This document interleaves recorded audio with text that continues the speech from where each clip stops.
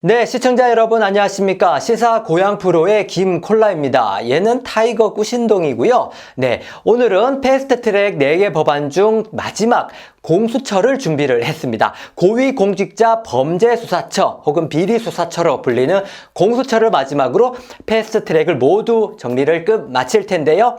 공수처 이 법안은 또 어떤 내용을 담고 있는지 이것을 한번 살펴보도록 하겠습니다.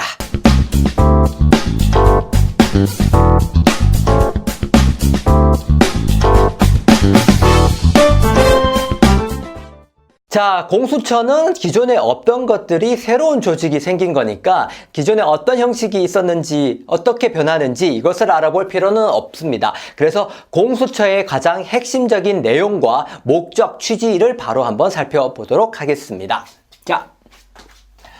자, 이름부터 크게 한번 쓰고 시작을 해볼게요. 공수처입니다. 예. 자, 고위공직자 비리수사처 혹은 범죄수사처, 부패수사처 여러 가지 사용이 되고 있는데 이하 공수처로 많이 쓰고 있습니다. 자, 공수처는 말 그대로 고위공직자의 범죄를 다루는 그런 조직입니다. 목적은 이렇고요. 아니, 근데 우리나라에 경찰, 검찰, 난다기다 하는 수사기관 많이 있는데 왜 또 이걸 만드냐? 그래서 대통령 밑에 힘센 기관 또 하나 두려고 하는 거지 라는 이런 비판을 하면서 반대하는 쪽이 많이 있죠. 자, 그렇지만 이 공수처가 필요한 이유는 바로 검찰개혁의 또 하나의 일환이기도 하기 때문입니다. 자, 검찰개혁, 지난번 검경수사권 조정 때도 이야기했는데 검찰의 권한이 너무 막강하고 또 지금껏 그 막강한 권한을 휘두르면서 수많은 잘못과 비리 그리고 봐주기 수사를 통해서 국민의 질타를 많이 받아왔던 검찰이었습니다. 그래서 이 검찰개혁에 아주 오랜 수건을 갖고 있었던 그것들이 지금 하나씩 풀려 나가고 있는 건데요. 검찰개혁의 일환이다라고 보면 됩니다. 자, 우리나라의 검찰이 가진 힘을 조금만 이용할 수 있으면 그 사람은 어떤 비리를 저질러도 지금껏 국민이 납득할 만한 처벌을 받지 않았습니다. 왜냐하면 검사가 법정 앞에 세우는 판사 앞에 세워서 처벌을 해달라고 할 수 있는 기소권의 권한이 있는데 그 기소권을 쓰지 않음으로 해서 고위공직자들은 지금까지 많이 빠져나갔거든요. 그러면서 스폰서 검사, 떡 검사 이러면서 지금껏 검찰이 해온 수많은 봐주기 수사와 눈 가리는 식의 행동 때문에 이런 공수처의 조직이 필요하다. 이런 여론이 지금 최대치로 올라온 거죠. 자, 공수처는 검찰과 비슷하지만 특히 고위공직자를 주로 다루는 수사기관이라고 보면 될 것 같습니다. 여기에는 공수처장 대빵이고요. 그 밑에 차장 그리고 그 다음에 수사처 검사 이렇게 세 단계로 해서 한 25명 내외 정도 있고요. 또 검사 밑에 수사관이 한 30에서 40명 정도 있는 그런 조직입니다. 그렇게 물론 큰 조직은 아니지만 고위공직자의 범죄를 주로 다룬다는 면에서 아주 작지만 아주 힘센 그리고 우리 사회에 꼭 필요한 그런 조직이 될 가능성이 있는 거죠. 자, 핵심 나왔고요.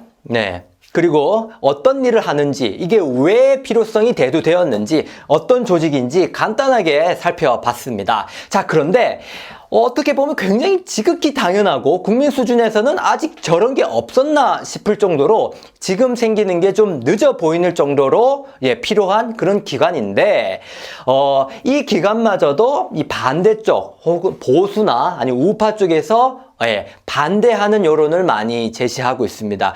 그러면서 사실과 좀 다른 내용의 의견을 펼치면서 조금은 반대 여론을 형성하기 위해서 많이 노력하고 있는 점이 솔직히 좀 보이는데요. 자, 이 공수처의 핵심적인 내용 그리고 오해가 지금 많이 불러오는 그런 내용들을 하나하나 정리해가면서 공수처의 핵심 내용을 조금 더 살펴보도록 하겠습니다.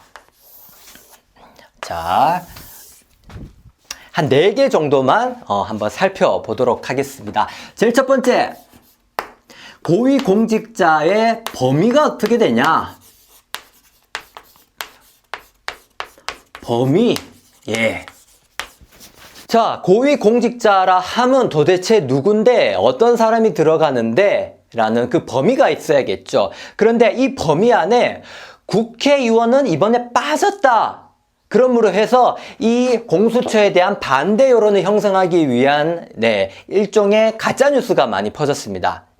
법을 만드는 국회의원이 이 고위공직자 자리에 쓱 빠지면서 자기들은 이 처벌을 받지 않으려고 한다라는 꼼수를 쓰고 있다 이 말이죠. 국회의원이 법을 만드는 권한을 활용해서 말이죠. 과연 국회의원이 빠져 있을까요? 아닙니다. 국회의원도 분명히 들어가 있습니다. 대통령부터 시작을 해서 우리나라의 상급 공무원의 거의 대다수가 다 들어가 있습니다. 국무총리, 국회의장, 그리고 국회의원, 헌법재판소장, 대법원장, 검찰총장, 판사, 검사, 그리고 장성급 군인들, 그리고 금융위원장 등등등. 그리고 시도지사, 저 사람 나라 녹봉받고 출세했네. 이런 사람들은 거의 다 들어가 있습니다. 그 사람들의 본인과 자신과 가족들까지 해서 이 수사처의 범위가 되고, 대통령은 특히 사촌 범인의 친척까지도 포함이 되고 있습니다. 과거 대통령의 친인척들의 비리도 왕왕 있었던 걸로 생각하면 이것도 어느 정도 납득이 되죠. 국회의원은 안 들어가 있다, 이런 말 많이 퍼지고 있는데, 국회의원 있습니다. 국회의원 들어가 있어요. 아니, 국회의원에 나쁜 놈들이 제일 많은데 국회의원이 빠지면 되겠습니까? 그죠? 범위는 이렇게 된다라고 보시면 되고, 두 번째, 아니, 공수처장 누가 임명해? 공수처장 임명 누가 합니까? 아니, 공수처장 임명 또 대통령이 해가지고 결국 이 공수처도 대통령 밑에 자기의 어떤 힘을 실어줄 수사기관 하나 더 만들어가지고 자기 마음에 안 드는 사람 붙잡아다가 이렇게 할 거 아니냐, 이런 비난, 이런 비판을 하면서 반대 여론 많이 형성하고 있는데요. 공수처장 임명 누가 할까요? 네, 맞습니다. 대통령이 합니다. 대통령이 해요. 그러면 그런 비난이 맞나요? 한 번 더 볼 필요가 있습니다. 자, 공수처장을 임명하기 위해서 어떤 과정을 거치는지 살펴보면 됩니다. 예를 들면, 자, 이렇습니다. 공수처장을 임명하기 위한, 공수처장 후보 추천위원회가 생깁니다. 후보 추천위원회. 이게 어디에 생기냐? 국회에 생깁니다. 국회. 공수처장 후보 추천위원회가 생기는데, 이 구성된 위원 안에서 다수결을 통해서 공수처장 후보를 정하고, 그 후보를 정한 그 2명 중에 1명을 대통령이 임명을 하는 겁니다. 이해되십니까? 다시 한번 말하자면, 국회에 공수처장 후보 추천위원회를 둡니다. 여기에 총 7명의 위원을 둬요. 누가 들어가냐면, 법무부 장관 1명, 그 다음에 법원행정처장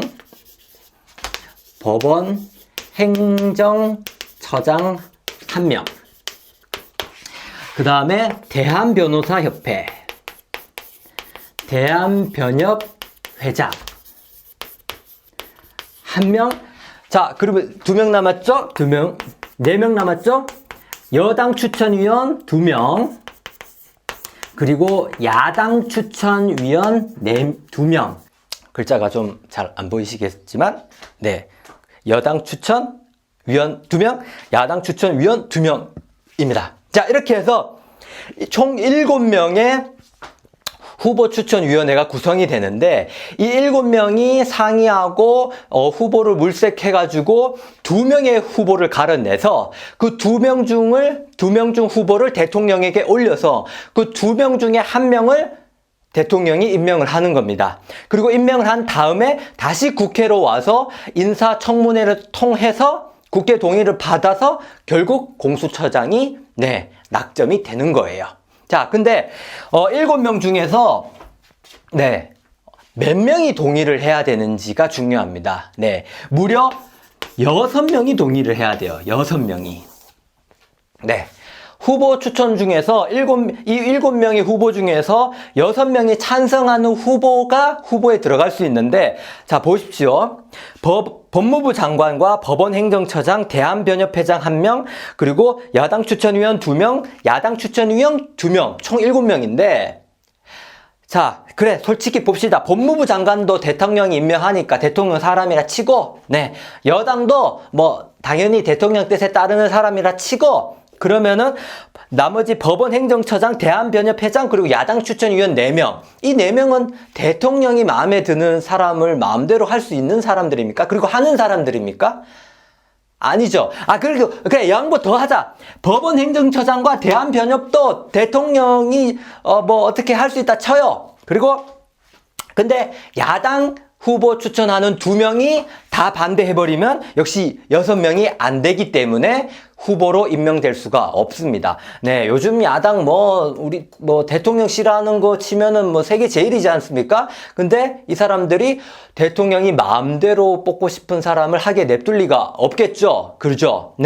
그렇기 때문에 이 공수처장도 여야 그리고 법조계 인사가 모두 아우르고 이해할 수 있는 사람만이 후보로 올라갈 수 있고, 그 후보 중에서 대통령이 1명 고르는 겁니다. 고르는 것. 마음대로 막 뽑아다가 이 사람 공수처장 시키겠다, 이게 아니고요. 이해되십니까? 공수처장, 가장 중요하다고 볼 수 있는 공수처장을 대통령이 임명하지만 이렇게 후보 추천을 통해서 아주 오랜 심의 끝에 올라오기 때문에 대통령이 마음대로 꽂을 수는 없다라고 말씀드릴 수 있을 것 같습니다.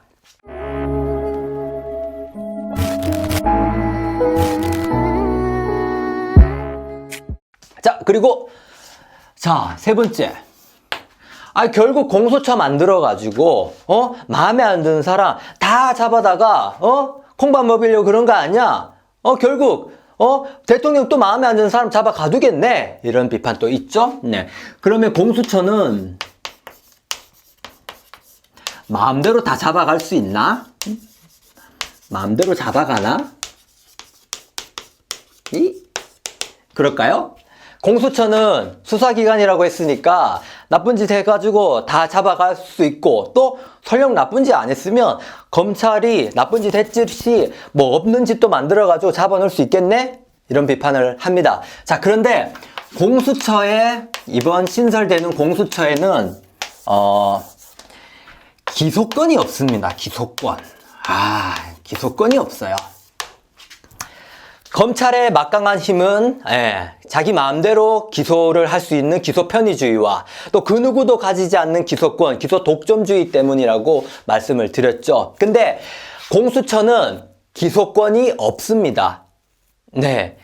공수처는 수사를 아무리 열심히 한 다음에도 기소권을 통해서 법정 앞에다가 그 범죄자를 세울 수가 없다, 이 말이에요. 그럼 어떻게 하냐? 공수처는 수사를 다 하면 그 수사 다 한 거를 다시 검찰에게 넘깁니다.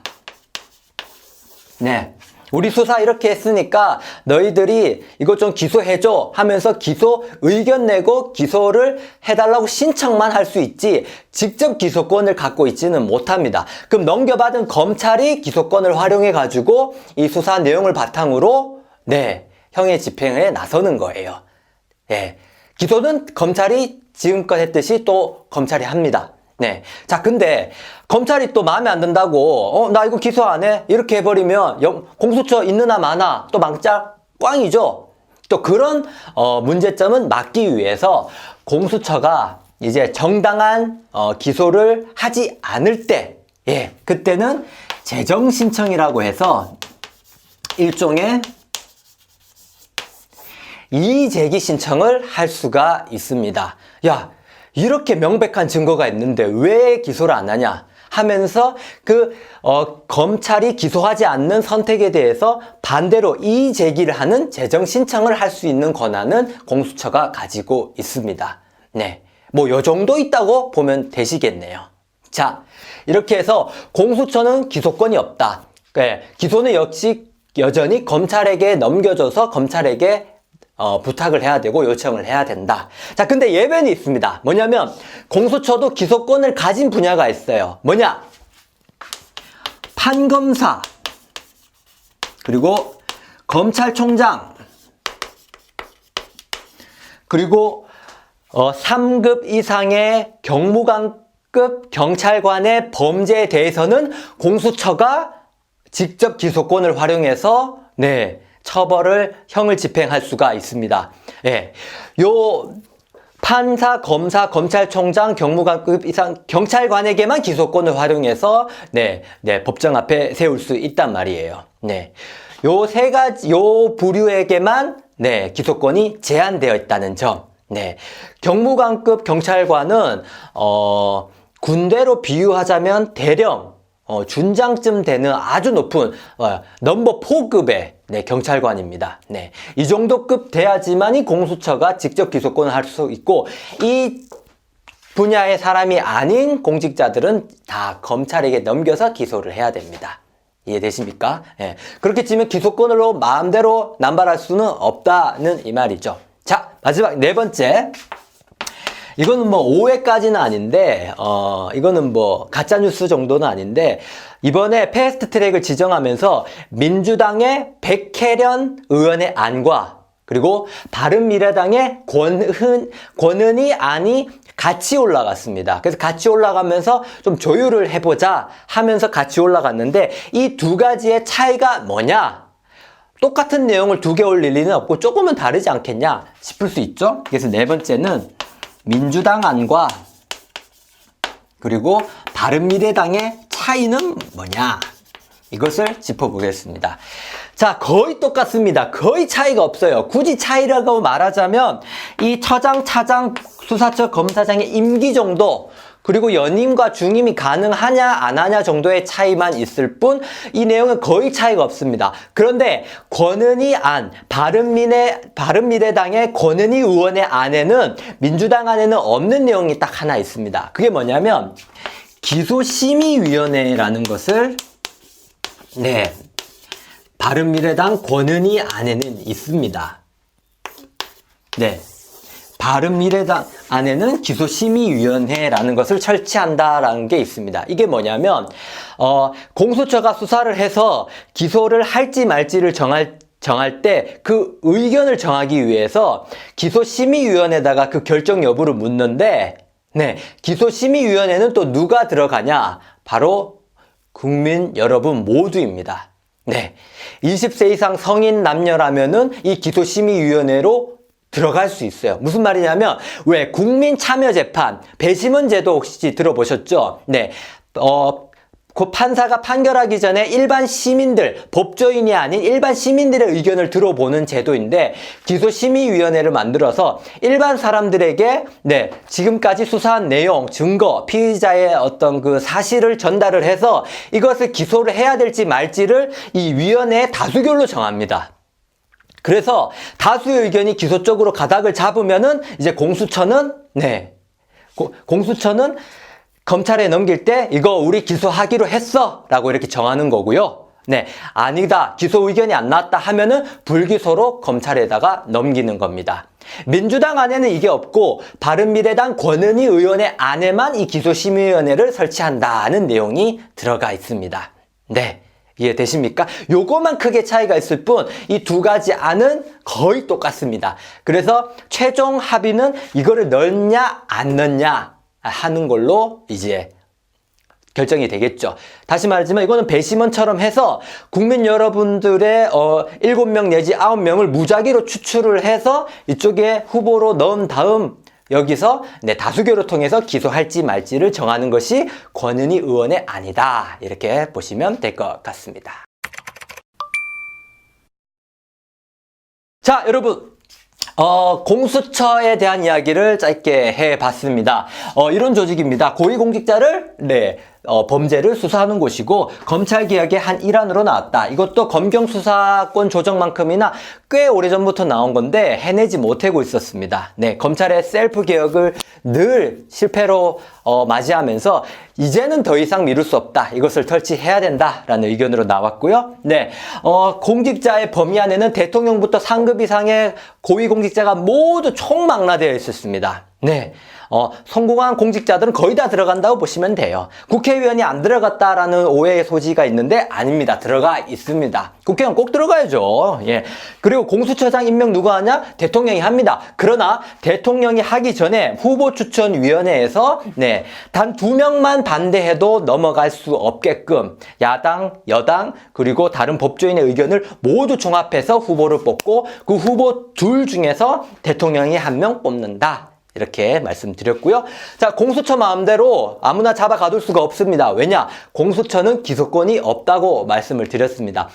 수사 다 했으면 이것을 검찰에 또 넘겨야 돼요. 네, 검찰에 넘겨서 야, 이거 기소 좀 해줘. 하고 검찰은 받아서 기소할지 말지를 정하는데 만약에 아주 정당한 사건을 기소하지 않는다 이러면은 공수처는 다시 검찰에다가 재정 신청이라고 해서 야 기소 이거 해줘야지 하면서 이의 신청을 할 수 있는 권한을 공수처가 가지고 있다고 했습니다. 자, 그러나 판검사, 검찰총장 그리고 상급 이상의 경찰관에서는 공수처도 기소권을 갖는다 이렇게 설명을 드렸고요. 요 세 개가 오해가 굉장히 많은데 짚어드리면서 해결해 드렸고요.